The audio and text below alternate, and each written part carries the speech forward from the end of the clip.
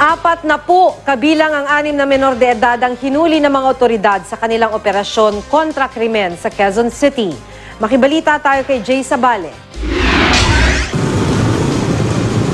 Pinasok ng pinagsanib na puwersa ng Quezon City Anti-Crime Advocates at mga tauhan ng Barangay Batasan Hills ang Congressional Street, Kalayaan, IBP at iba pang karating kalsada mag-alas 11 kagabi. Maging ang mga masiskip na eskinita, ginalugad nila. Nagkahabulan pa. So maiwasan natin yung mga tambay-tambay, pati yung mga ibang masamang elemento, mapigil natin, kaya natin ginagawa yung mga operasyon na ganito. Nasa 4 na pong individual ang dinala sa barangay hall, kabilang ang ilang babae at 6 na menor de edad. Ang binatilyong ito, alam naman daw niyang bawal gumala sa kalsada sa 10 oras ng gabi. Pero tumambay ka pa, no? Saglit lang po. Alam mo ba kung bakit kayo hinuhuli ng ganyan? Kung bakit delikado ng gabi, nasa lansangan pa kayo? Opo. Bakit?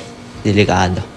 beberipika ang mga pagkakakilanlan ng mga nahuli at kukunan ng litrato para sa kanilang file. Wala naman nakunan ng ilegal na armas o droga, pero may parusa pa rin silang community service. Usually pag nahuli po, no, ang ginagawa, mas safe sila dito. So ang mga magulang pwede naman pong pumunta dito sa barangay.